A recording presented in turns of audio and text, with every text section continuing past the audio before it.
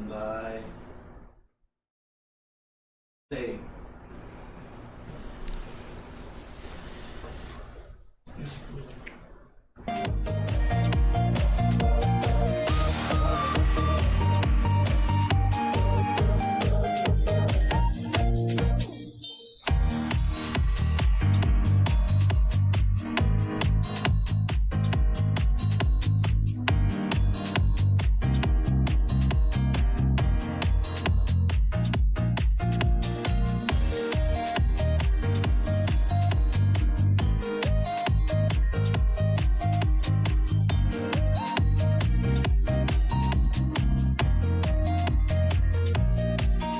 Mayong buntag Cebu City, mayong buntag mga kasugbo. Ako si Vilma Andales sa programang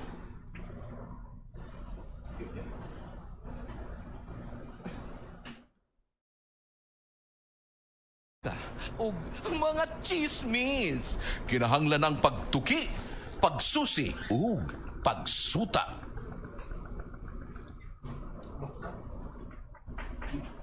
Yes, this is the maiden episode of pagtuki, pagsusi, ug pagsuta. Kung sa in English pa, check, verify, and validate. Since karon ang atong maiden episode, it is a privilege for us to be with, it is a privilege for us nga atong ikauban karong buntaga ang ato ang pinasidunggan nga dinapit dinhi sa programa nga PPP. Siya ang kanhi Chief of Staff sa Armed Forces of the Philippines, ni kanhi Presidente Gloria Macapagal Arroyo, ug nahimo sab siya nga Special Envoy sa Middle East during sa Iraq War, and former DNR Secretary of then President Rodrigo Duterte, and now the chairman sa Task Force Gubat sa Baha ug karon adopted sa nasab sa Dakbayan sa Sugbo. Mga kasugbo, Chairman Roy Simato. Mayong buntag, sir? Mayong buntag, sad. And maraming salamat. Thank you very much for this opportunity to say that I am back in Cebu. I have been assigned here in Cebu City way back in 1970 when Vilma was just born. So, really, it is General. Sabi nga nila, yung life ay running in circle. Kung saan ka nag-umpisa, at tapos nandiyan na ako, pumalik na uli ako sa Cebu City. I entered the military. Sa Cebu City ang una ko. Okay. Then I'm now in retired status. Nasa Cebu ulit ako. Yeah, now you're back in Cebu. Yes, and I have been newly introduced kay Mayor. Mayor, by the way, magandang maayong buntag, Mayor. I'm here, your chairman, here in your maiden program. And I'm really very proud to be part of this. And likewise, we'll be talking about Gubat sa Baha. Yes. So later, maraming salamat, Vilma, for this opportunity, and Councilor. Okay, kauban sab nato ron ang chairman sa Technical Infrastructure Committee. This is an executive function, kaning chairmanship sa iyaha. At the same time, he's also the chairman sa Infrastructure and Urban Planning sa Cebu City Council. Mga kasugbo, Councilor Jerry Guardo. Good morning, Councilor. May buntag Vilma, may buntag sad sa nagpaminaw o nagtanaw karon sa Cebuano Channel. And also, may buntag Secretary Simato, si Colonel Omandan was also here. Ato sa the Task Force Director na to sa PROB, no? May buntag sa tanan nga naadere. And also to Mayor Mike Rama, thank you for inviting us. There is a Cebuano Channel. It's an honor and privilege for us that we can share to the public unsay mga ordinansa or regulations that we implemented relevant sa ato ang programa nga gi-create ni Mayor Mike kaning Task Force Gubat sa Baha program also. So we are here to enlighten the public Of course, we're so honored nga si Secretary mismo nga maugi na hubol problema. But actually, kaning baha, this is not only confined in Cebu City because this is a worldwide phenomenon. So, dili lang itaw na nato ibasol sa dakbayan sa Subo nganong ang baha sa Mandawi ug sa Lapu-Lapu ari ipasangil sa Cebu City. Lain na itong ikauban sa mga kasubo. Retired Colonel gihapon ni siya sa Bureau of Fire Protection. O karon siya ang River Commander sa Estero de Parian. Mga kasubo, Retired Colonel Aderson Kumar. May buntag ka natong tanan, ilabi na sa ato ang suking Tikaminaw o sa Subuano in general. So ako gitulo nila Estero de Parian Commander, but my primary duty is officer in charge of probe. Okay, sige. Salamat kayo. My first question would be to General Simato. General, since it's been a year already that Mayor Rama issued an executive order creating the task force Gubat sa Baha. So ano na po ang mga na-accomplish sa task force, especially in our endeavor to solve the problem of flooding in Cebu City? Yes, maraming salamat. Thank you for that question. And really, it has been 1 year Yes. for the task force to be working in compliance with the executive order of the mayor. And when I was given this mission, really I accepted. Not only because it is a necessity for the city of Cebu. I was challenged here to be working in Cebu after I have done something for the city of Cebu on the COVID problem in 2020, June, when I was sent by the President to help the people of the city of Cebu. And so, I would like to say that it gave me an honor because I was able to partially or solve the problem. And in fact, I was given an award by the city, the Raha Umabon Award. And maganda naman na ano yan. And at the same time, our alumni association of PMA gave me an award because of what I have done here in the city of Cebu. That's why we became closer to the mayor about this. So this is another challenge, the flooding. As you said, Wilma, ay talagang ito because of climate change, iba na ito. And incidentally, when I was with the cabinet, I was the chairman of the cabinet cluster on climate change. So I know very much the effect of the climate change. Ngayon, sa atin, I would like to improve further the knowledge of some people about climate change. It is here now. Nakikita na natin na experience na natin yung mga flooding, and it is because of the rain. Dahil sa pagbabago ng yung climate change, ang dati when there is a typhoon coming, typhoon signal lang isasabihin at saka yung direction o saan pupunta yung typhoon, yan lang sinasabi ng Pag-asa noon Pero ngayon linagay na niya rainfall. The rainfall talaga is very important kasi ito ang nag-create ng problem, calamities at saka yung victims. Hindi naman yung lakas ng hangin na nakakadali sa atin. Yung rain. Kasi yung rain, pag tuloy-tuloy yung rain sa bundok, maano yung landslide, maraming casualties sa landslide. Marami rin casualties sa flooding. So ito ngayon ang epekto ng climate change. Compared before, hindi masyado ito noon That's why ang DNR, when I was there, distributed mapa all over the country. Mayroong mapa doon na hazard map, ang tawag namin hazard map. Doon mo makikita kung saan maglalandslide ang isang lugar, saan rin nagpla-flooding. Kaya yun ang tinitignan kung may darating na bagyo, makikita na kagad yan. So, bibigyan ng warning ito na, may landslide dyan, maari sa inyo, mayroon rin flooding maaring ganyan. So ito ngayon yung ating nangyayari sa atin. Ngayon, pinakita mo kaagad yung mapa, lumabas pa dyan? Yes. Yung mapa ng Parian. Oo.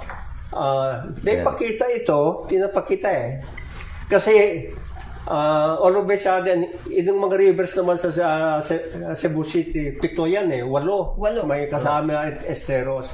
Pero yung nakikita natin, yung river na ito ay hindi naman nanggagaling lahat sa bundok.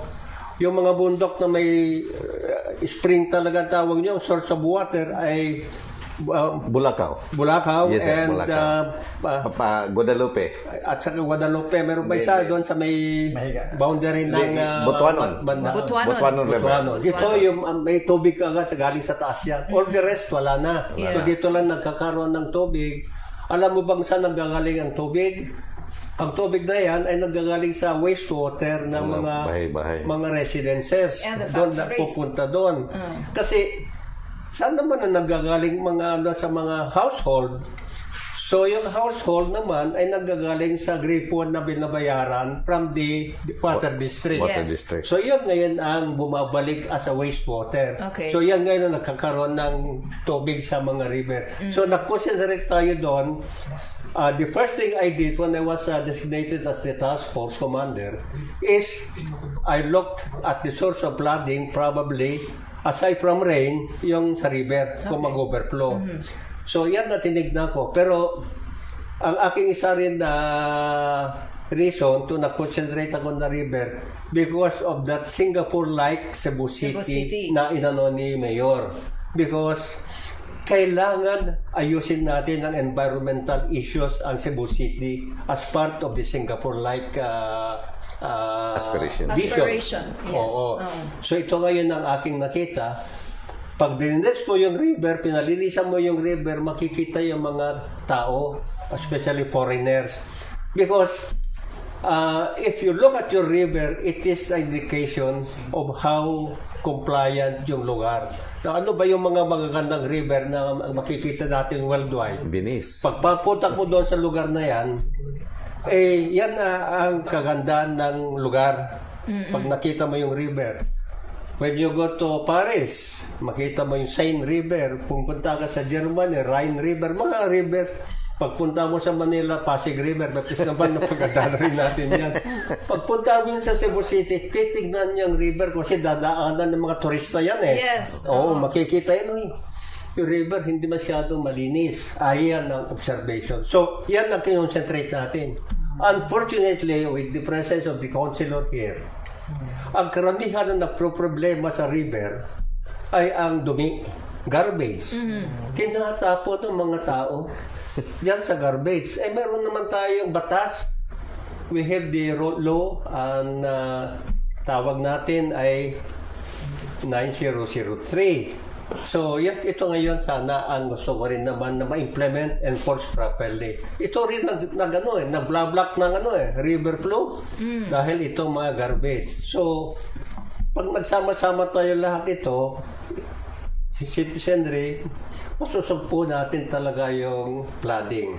Anyway, yun ngayon ang accomplishment, yung clean up of the rivers. Okay. Pag-importante, enforcement of the garbage issues, at saka yung number one, ito important part of the cleanup ay nakita natin yung mga informal settlers sa tabi ng mga rivers because of the easement na nag-intro dito sa easement, which is 3 meters from the bank of the river, ay dapat walang structure dyan para madaanan yung maglilinis ang river at the same time for emergency purposes. Yes.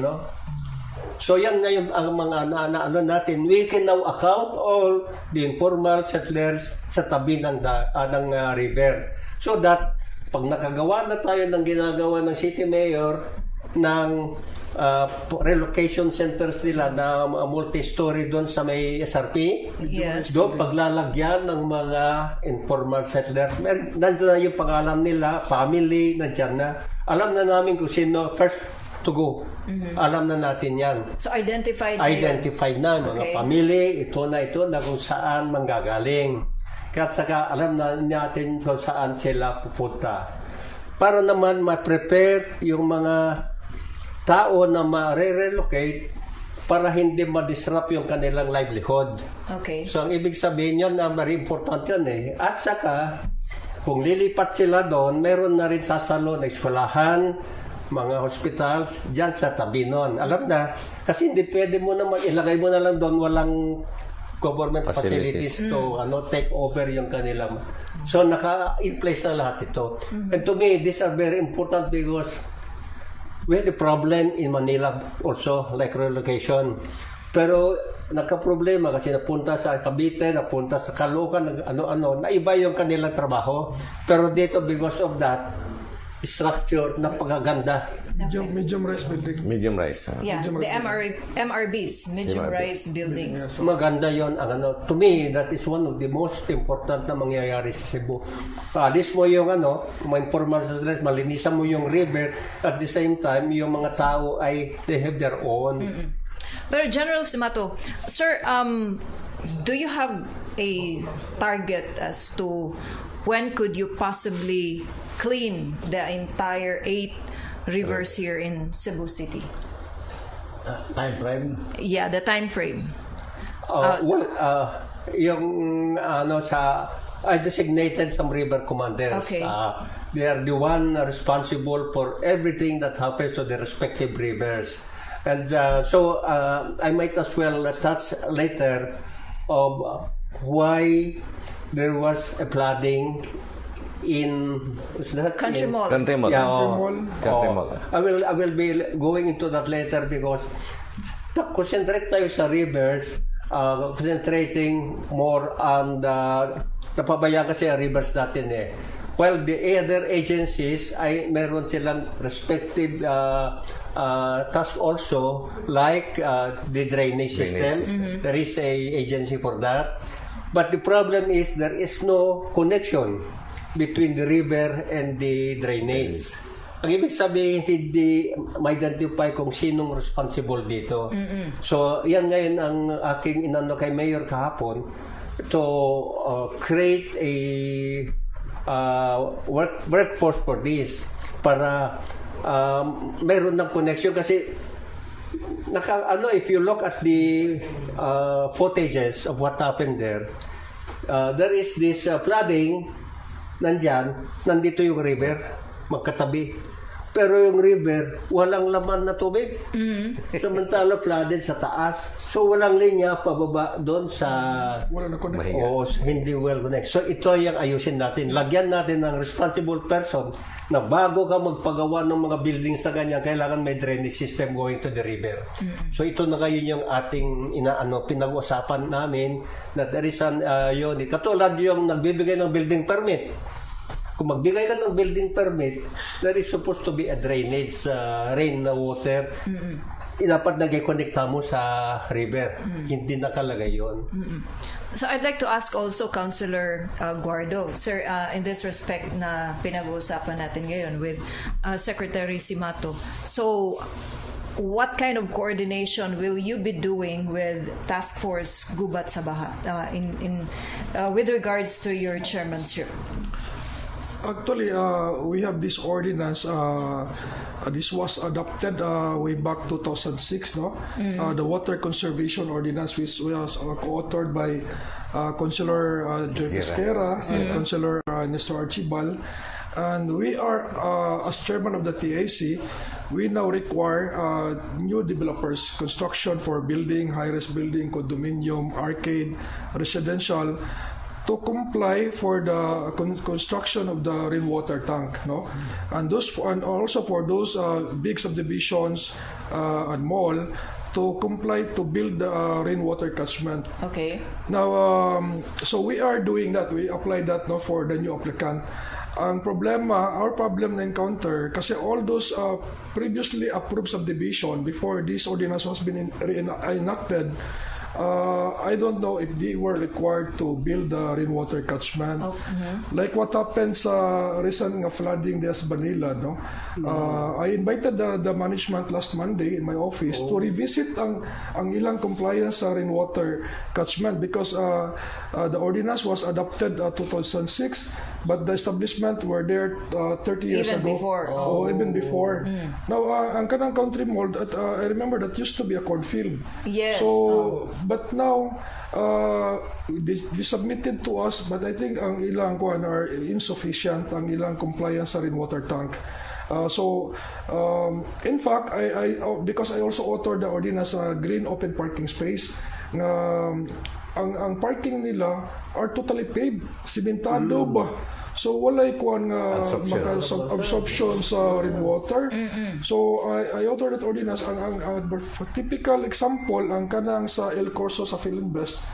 Very nice kayo nga model ang ilang parking kay made of bricks. So magulan nay kato pada absorption o musipin lang ang water. Unlike country mall is totally paved. No, so with that ordinance, another observation nga nakuha nako, like Mara Luisa is a really big property development. When they applied for the city for a subdivision project, probably they started with a 10 hectare, and the ilang compliance sa rainwater catchment is enough for the 10 hectare property.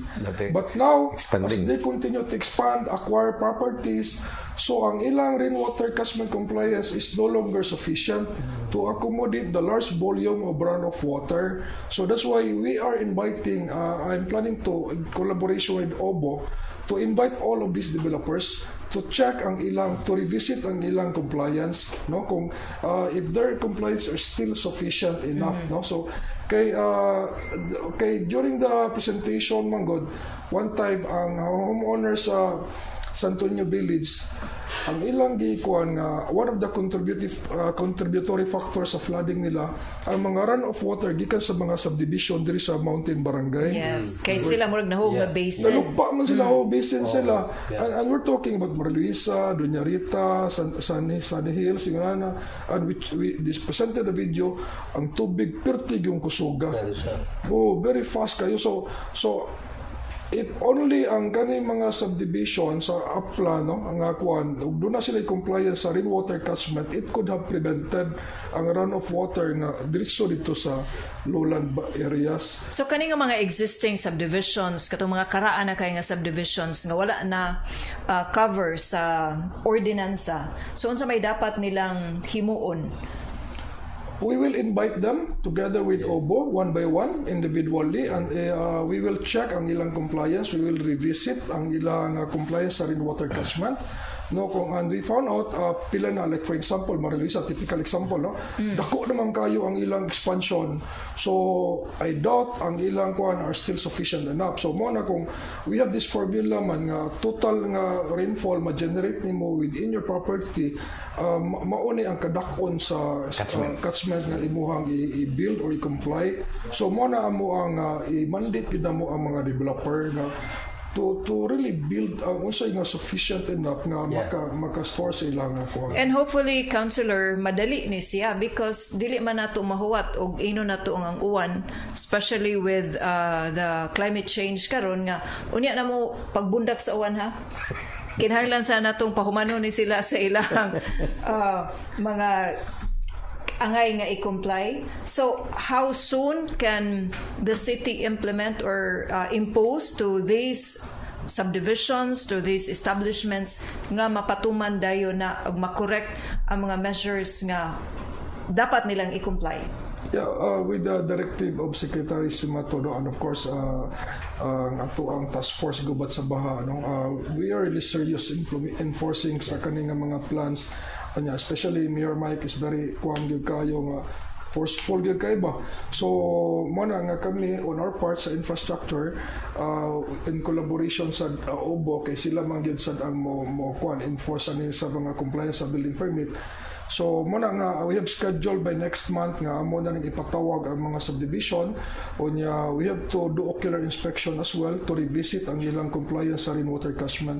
Then if it's already insufficient na ang ilang kuan, then we will require them to build a bigger nga rainwater catchment para mamitigate ang flooding nga dili na kayo dako ang volume sa water nga modiretso sa mga river like Mahiga Creek. Mas Yeah, din, may Yes, sir. may Yes, sir.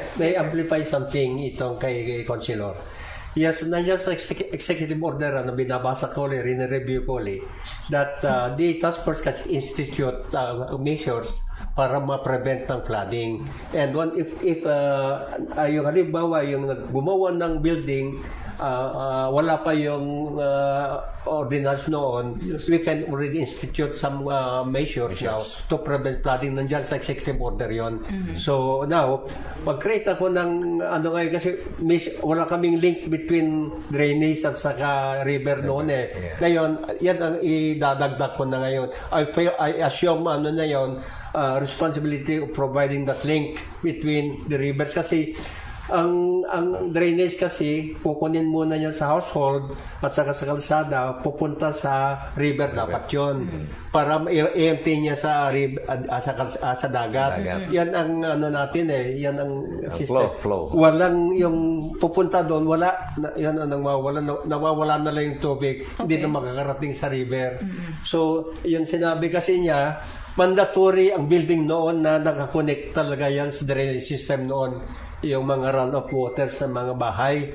Pero ngayon, na-overtaken na rin ng mga event, wala na nagasikaso. So, meron na tayong i-institute namin as a directive by that executive order na institute na yun ang measures para ma-prevent na ito.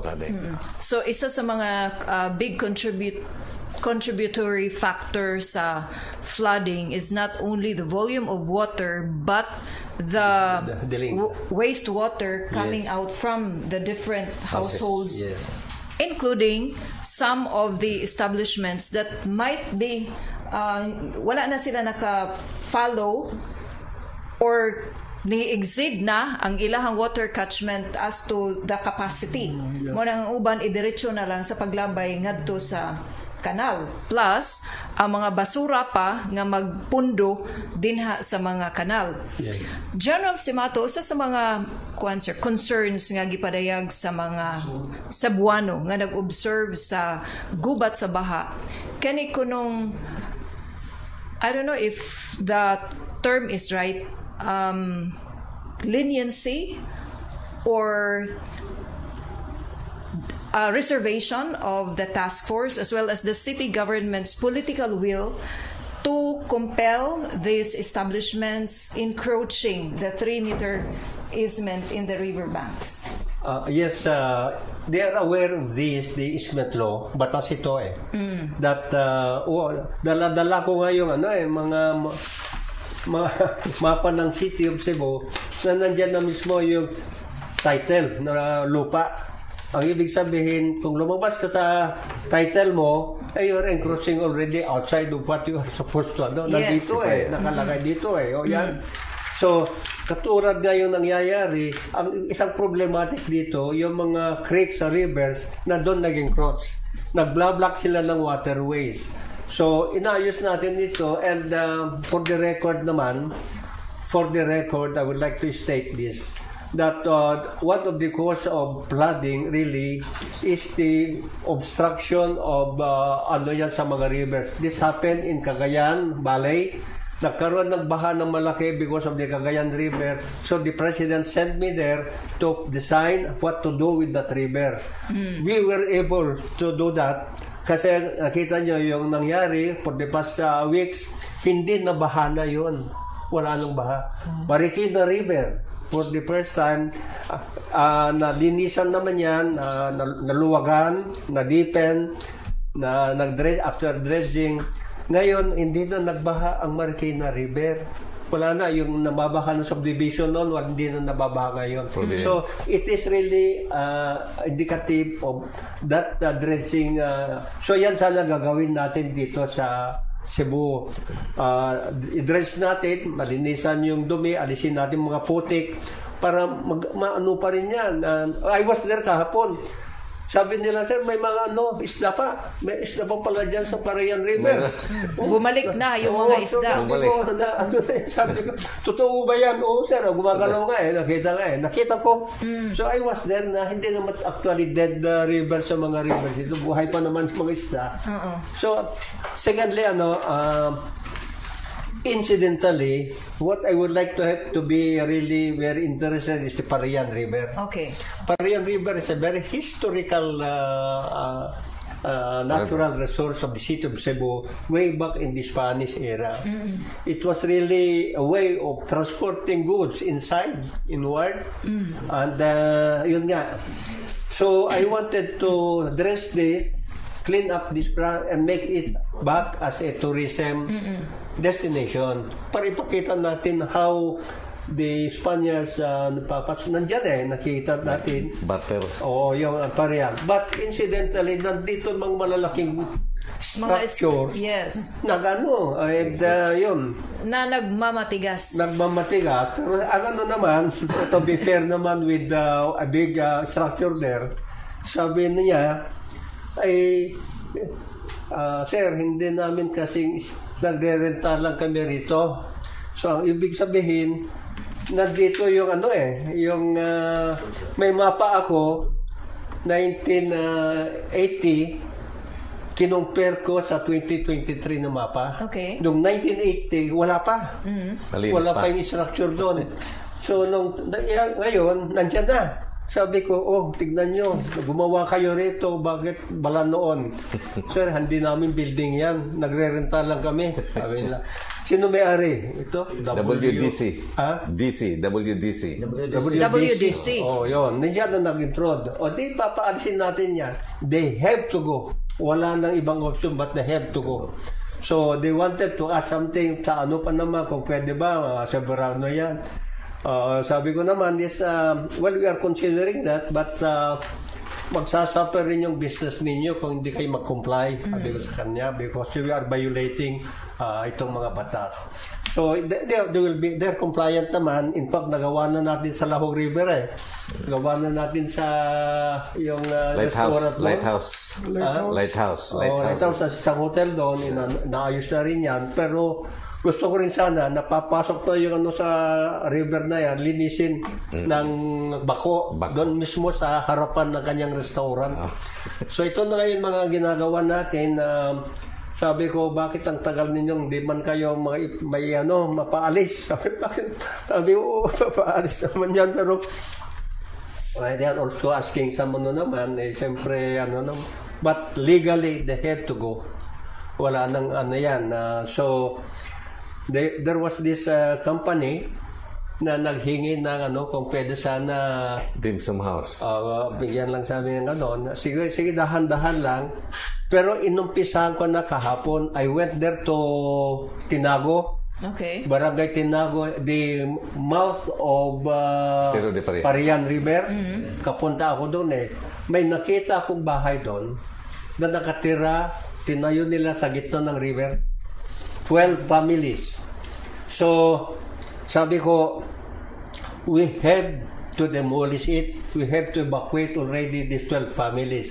So, I was very, kahapon, kausap ko yung representative ng barangay doon. We will now transfer immediately yung 12 families to the barangay hall of Tinago and San Roque. Okay. Doon na sila muna temporary. And DSWD or what office is that? DSWS. Will provide all the assistance and we'll find a relocation site for them immediately because this is a question of evacuation. We can just imagine if something happens there at night, dumaan yung malakas na baha, naku, malulunod lahat yung mga tao habang natutulog sila dyan. So wala na pong resistance, General? Well, yung barangay doon ay siyempre nandiyan pa rin talaga yung resistance pero nakita ko karamihan mga doon nakausap former soldier. Oo, kasi yung ulagan pala yan is a MSP na siya. supply point na military. Military supply point. Yung kaya may mga bala silang nakuha kaya doon may nakuha ng mga bala. yun. That's the same Okay. Level. So, dahan-dahan lang natin. Unahin mo natin yung parehan. Return, ano naman ito.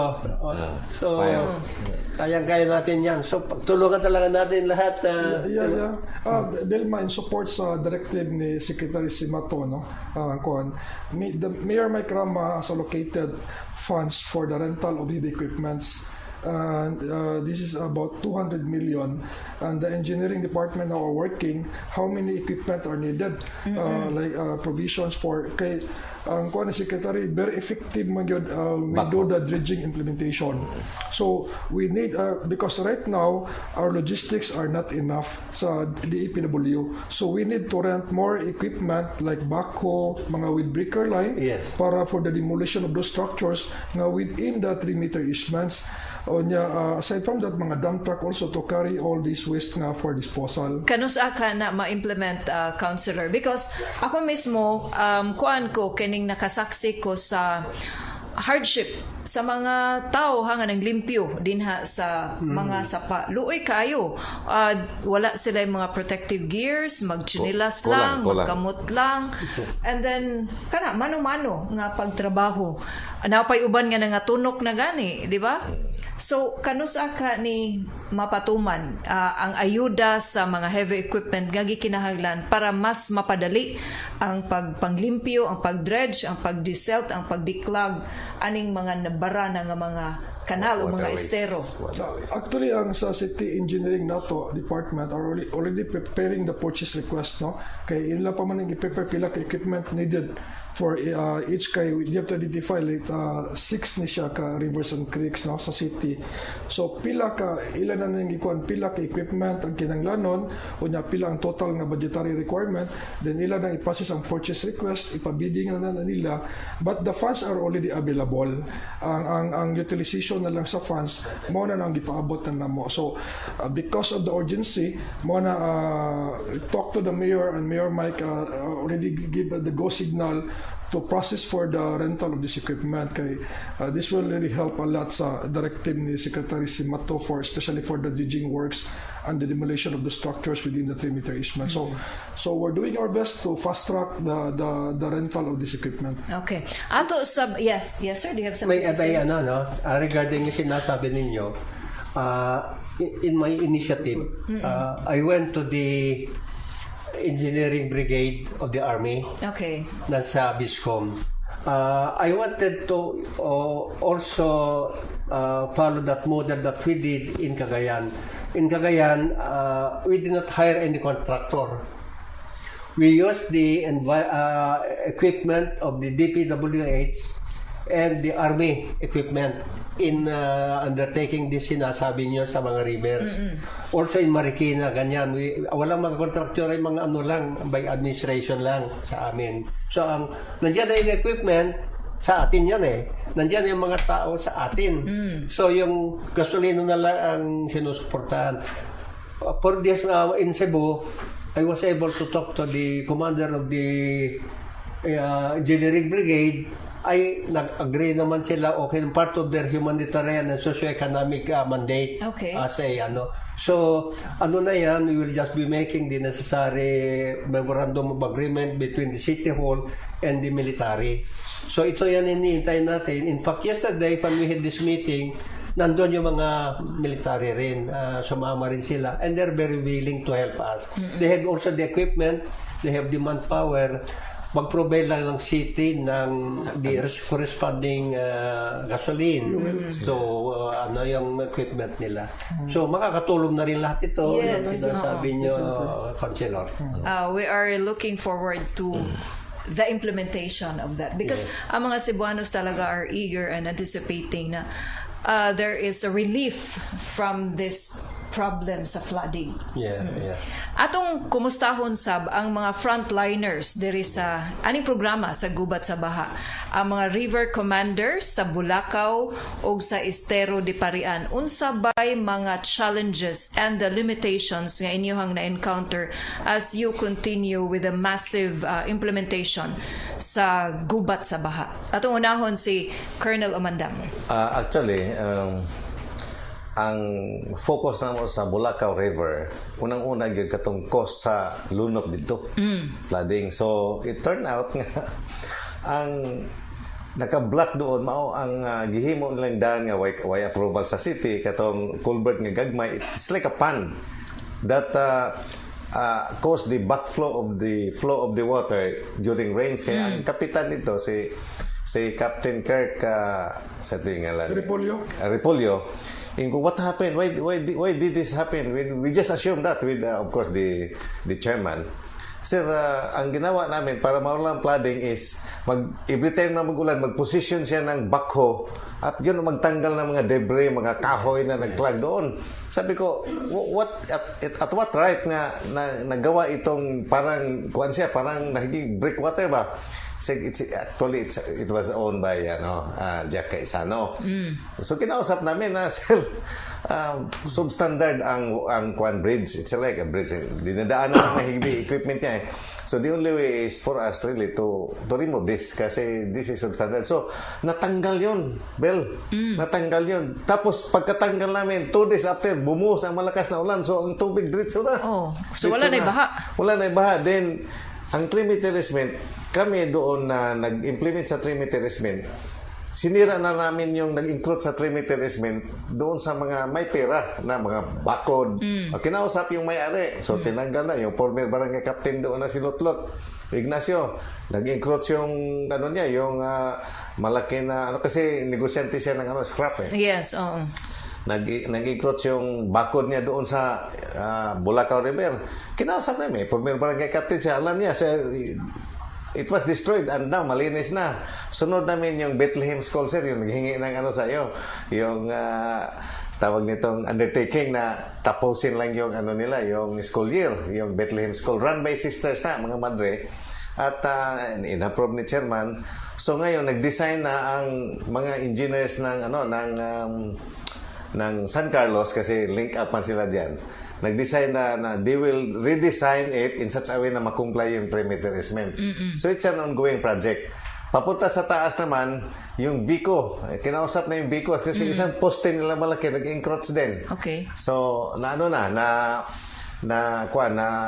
it's a matter of time that sabi nila mag-usap pa yung board sa Bico na matanggal yung substation ng power plant, power substation doon sa Bulacau River. Okay. So everything is as far as that matter is concerned. What is left now is for us really to do the actual dredging. Mayroon kaming dredging na ginawa. Kailang manual dredging for so many times already. So but it bears good fruit. Why? Because from the time na mag-ulan, confident ako na hindi mag-flood ang area sa Bulacau River. Okay. So yan. Now, yung latest naman, yung additional na, sabi nga ni Secretary na, ang connection ngayon sa mga, let's say yung tinawag na drainage system on the river.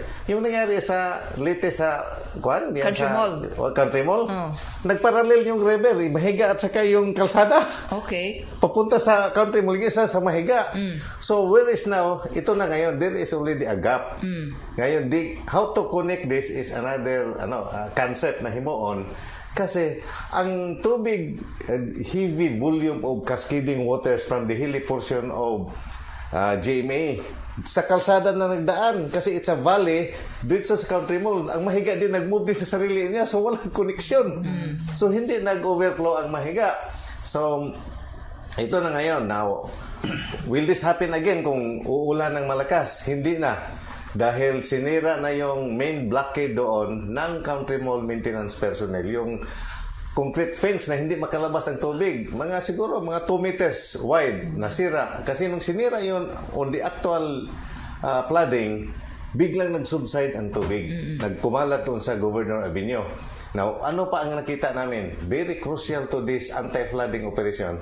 Yung buong streets ng Governor Avenue, the hilly portion of the Governor Avenue, kailangan ma-revisit yan sa DPWH. Sa kanila yan ma-improve yung drainage system na yan because kung ma-improve yan, plus the catchment doon sa country mall na ginawa nila ngayon, it will surely mitigate the flooding in the area. So, yun ang yun ang mga concrete move na nakausap na rin namin ang DPWH, kailangan na mag-usap pa uli dahil sila ang may-ari ng Governor Cuenco Avenue. What we need here is a proactive stance for both the local government and the national government concerned para we can have an immediate solution to this problem. We will be also asking the commander sa Estero de Parian kung unsa bay mga limitations o challenges nga inyuhang na encounter Colonel Kumar sa inyuhang pagpadayon sa ining gubat sa baha. Actually, sa Estero de Parian, we started already the clearing sa Freeman Building. Involuntaryo sila pag hatag na mo o clearance para maklear ang area. Pero naputo lang to kay nihangyo man ang owner nga wala sa ipagpaliban lang muna dahil sa punsoy. Feng Shui. Okay. Pero actually, sa Estero de Parian, we have already a list of mga establishment, nag-profiling na So, then, we are conducting ocular inspection to those establishment nga naka-encroach, so actual. So, may record na tayong identified. So, we are waiting for the clearance from the DPW, technical survey nila. Then, the probe office, nagawat lang o go signal o written clearing order para we will start to clear area. So, ikaw may probe. Siya mo hapak rin. So, wala nga, magulat kami o clearing order. Okay. Basta naanay clearing order, sugdan mo nagbakbak. Diretso gina. Diretso Bukag na. dayon. Anyway, sa nakita na ko nga mapa, there are some establishment ka nakalapas sa ilaang property line. You say now the 3 meters, nalapas pa bang ganit sa 3 meters. So, actually, doon na namin identified niya establishment na. So, we are waiting for the clearing order. Depende sa DPW kung nahuman na ba ilaang technical survey, and then the proper processing of documents nga di po tama technical. So kaming mga Subuano nag-anticipate gyud ani nga naatay makita nga kasulbaran niining problema sa pagbaha, although dili lang ni naara problema sa dakbayan sa Subo kundi problema ni halos tibuok kalibutan. Ang dili gay ka maka-imagine nga ang ubang mga nasod nga makaingon kang highly developed nga mga nasod bahaon pa man gani. So dili ni sa uban nga mga gusto lang gyud nga kuan ba makasaway. So kaning problema sa baha dili ra ni problema sa dakbayan sa Subo kundi problema ni tibuok kalibutan. And kita individually doon natay tagsa-tagsa ka contribution nganong ato ning nasinati ang problema sa grabe nga pagbaha. So General Simato, as a parting shot sa ato ang diskusyon karon, do you still have anything to add more or mga panawagan kaya sa mga taga Cebu City para we will be one with this campaign, with this endeavor to realize a Singapore-like Cebu City? Yes. Ang ating plano kasi like the word gubat is war. Talagang big time at the same time long term. Yeah, we go to war. Ito yung natin. So nag-concentrate tayo sa river. Ngayon yung mga packets of conflict lang tulad ng The battles. parang malilit lang skirmishes ay nandyan ang labanan dyan sa sa drainage. Drainage yan ang yan ang ayusin natin. So ang gubat sa baha task force na hindi na consider dyan, we gave that to the agency in charge dati. But this time kinukuha ko nitong agency na ito that we have to have a united effort para makita na natin ang problema. So, ang una kong instruction ngayon ay locate the lowest portion that is vulnerable to flooding. Makikita na natin doon, i-connecta na natin ngayon yan, saan pupunta yung tubig nila.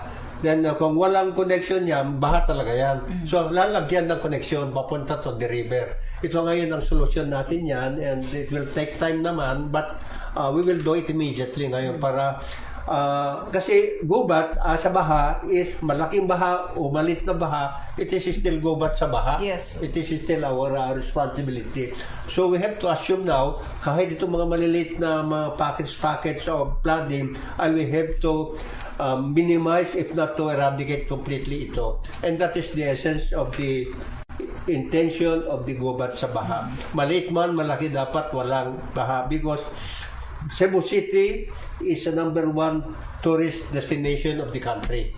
Of course, we have Boracay, we have pero pabalik-balik lang mga yan But Cebu City talagang pangano na yan So this is really the front of all tourism in the country, Cebu City. Pagdating mo sa airport, papunta dito, Cebu City. Anong gagawin dito? Gusto lang nila magpunta sa Cebu City. Of course, dyan naman yung sa Mactan. Pero dito pupuntahan talaga. Kaya Because Cebu City has a lot to offer. Malaking talaga yung natin gagawin talaga for the city of Cebu to make it Singapore-like. Of course, we cannot naman kagad yan, but we have to achieve muna yung first is the clean up of the rivers. Dapat wala kang makita mga garbage yan. Yung tubig ay medyo malinis makita, madando yung kanal. Ilan lang naman yan? 7 lang naman Walo. Walo lang naman at saka malilit na steros, malinisan natin yan. Siguro it will be really a very perfect way of starting the Singapore-like Cebu City. And when we talk about gubat, it needs a lot of political will to implement and to carry out whatever programs that the city is doing. Councilor Guardo. Mas lalo na yung papuntahan ang Cebu City if we recover the lost river of Cebu City. Yeah, there is a Lalo lost na mga river. tourist destination na yan. Recover. This is kind of very historical ba yan, ano? Yeah, Kaning So lalo asa na ni gani nga river, sir? para Estero de mapasok sila Estero sa de Parian. para mapasok sila, bakit ang Cebu City mayroong lost river? Diba? So kung ma-recover natin yan, Maganda kasi itong point niya If you have the map of Cebu City during the Spanish time, ito yon. Meron parang yung tubig ay nandyan pupunta dito sa lowest part of the city of Cebu. Ngayon wala na yon. Subdivision na yan o mga bahay-bahay na yan. Nakita naman natin itong mapa ng mga titulo na ginawa ng mga Amerikano 1912. Ito ngayon yon. Dito sa mapa ng 1912, wala na ito.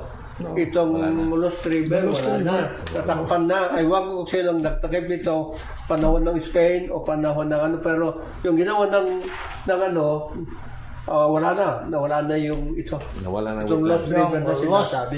river of Cebu City. I think yun yung sa Bonifacio, no?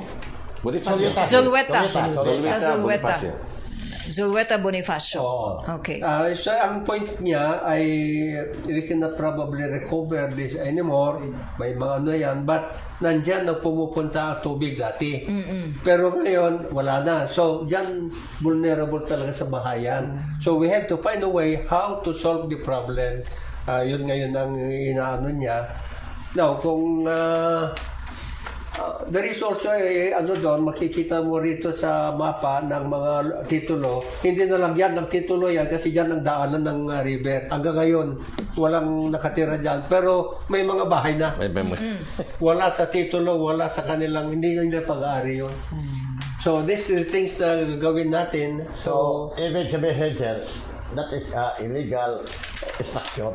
Tamang-tama, incidentally, Oo. military man naman ito. Kaya, Because maybe for a while or for a time, the city has been very tolerant to the plight also of these residents. But ngayon that we really need to do something, dili naman siguro sa iitsapuera lang sila. Hatagan sila sa saktong kabutangan, relocation, and hatagan sila in which the city is already doing.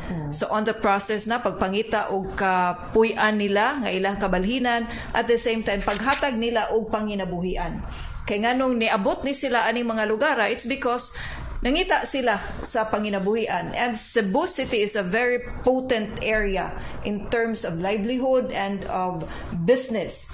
So this is quite a happy problem, pero happy siya because makayon ta that Cebu City is really booming. So a lot of activities, daghan kay nang hitabo din ha sa Cebu City. But mausab na ang downside of the economic activity nga daghan kayo mga tao magkadako ang problema. Councilor Guardo. Yeah, Belma, you talk about earlier about political will, no? Kana siya, it's already exercised by Mayor Mike Rama, no? Iyan ang ipakita, nga ayag yung ipamusgan ba, na no sacred cow, meaning wala gipili. When we fight against gubat sa baha, kanang mga illegal structures bisag kinsa pa ka no adunahan or kuan ka nga kuan businessman well-known businessman. Oy, nakasuporta ka ni Mayor Rama, nakasuporta ni Councilor Guardo. Unsa man gyud kaisog si Cebu City Mayor Mike Rama or si Councilor Guardo nga mo badlong ani nila. Mo gina among gipangusgan, I'm really in 101 full support sa kuan advocacy kunya kuan ni Mayor Mike Rama sa iyang direction. In fact, I just would like to share sa among challenges na encounter na mo along the way. One of the challenges, because as chairman sa infra, I collaborate with the DPWH and the EPW because they are the one who funded the project and the allocation, implementation of the project. Unfortunately, one of the reasons that causes us delay in the implementation because within that there are properties within the 3-meter easement nga title property. So we cannot just kanang rightfully demolish or enter into their position without giving them just compensation. Yes. So mo na nakakos among delay. So what we did right now, we requested funds from the national government, not only ang civil works but also included ang right of way acquisition. Para kung doon ay title, then we can settle ang ilang just giving them the just compensation for the value sa ilang property sa lot including the building. So ma-clear na ma-settle na sila, then DPWH can immediately implement ang civil works for the project. Now, so mo ni among nakuan, and when we talk about gubat sa baha, no, ang kaning programa, dili ni makaya ni Mayor Mike Rama alone, dili ni makaya ni Secretary Simato ang among mga river ground commanders, but nagkinanglan yun na giniusang suporta o kooperasyon labi na sa ato ang mga katawhan, that's why Mayor Mike has also invited the stakeholder, the business community, because they have a very big role to play, no? Ang ilan lang pagboluntaryo, pagbuguba sila mga structures, because those structures nga naa within the 3-meter easement are owned by mga well-known family, no? Mga adunahan ba? So kami, naana ang direktiba ni Mayor Mike, naana ang amuang political will, but nagkinanglan pagyapon mi sa ilang inuusa nga kooperasyon ug suporta para ato gid matagan og long-term solusyon ang atong pakigbatok sa gubat sa baha sa syudad. Salamat kayo, Councilor Guardo. Colonel Umandam. Sa pagkakaroon, ang PWG, mo magining atake against sa mga battles of basura.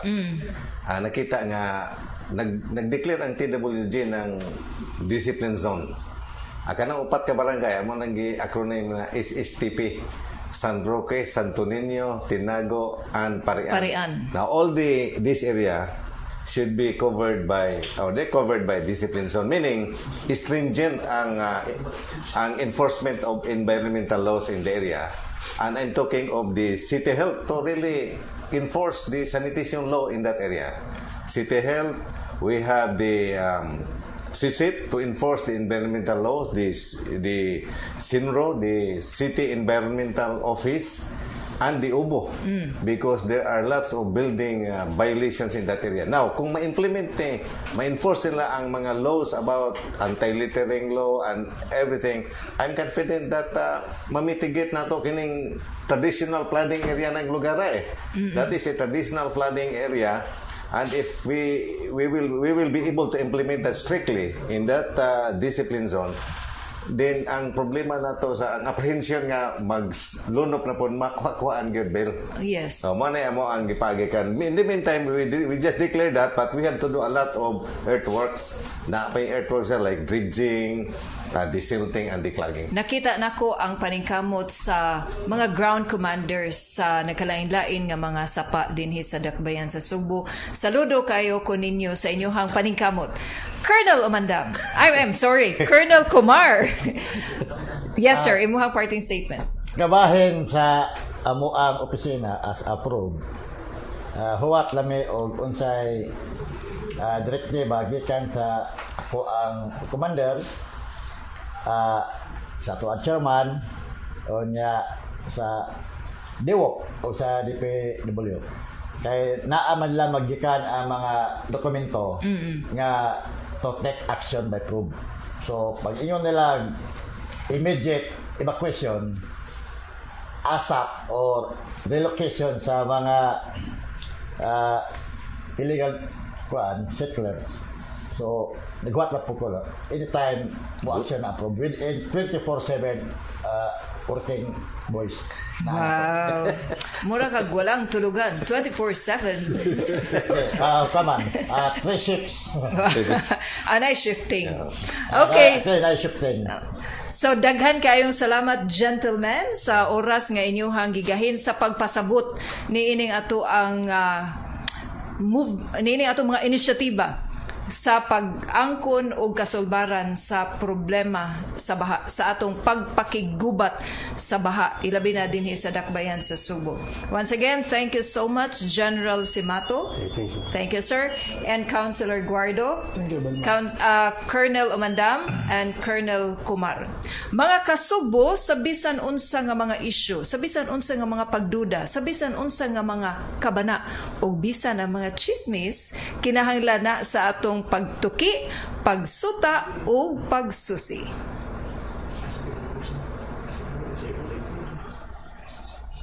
Thank you, sir.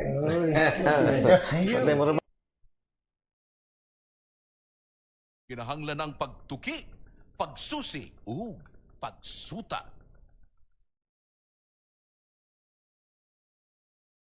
Sa matag isyu, mga kasayuran, mga pagduda, mga kabalaka, ug mga chismis, kinahanglan ang pagtuki, pagsusi, ug pagsuta.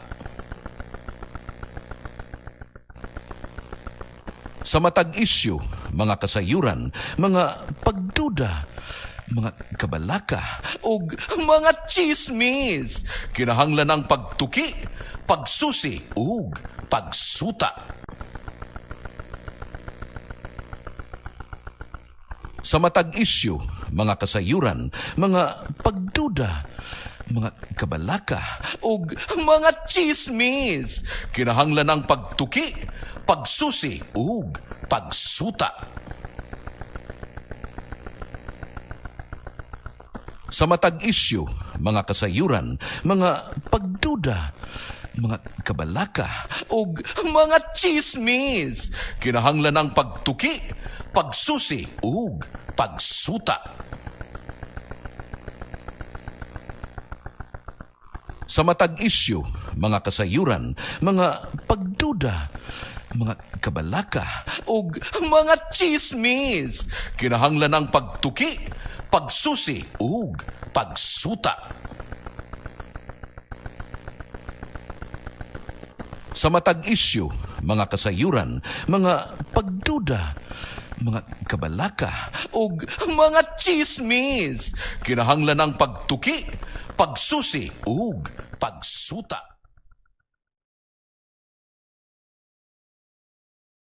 Sa matag isyu, mga kasayuran, mga pagduda, mga kabalaka, ug mga chismis. Kinahanglan ang pagtuki, pagsusi, ug pagsuta. Sa matag isyu, mga kasayuran, mga pagduda,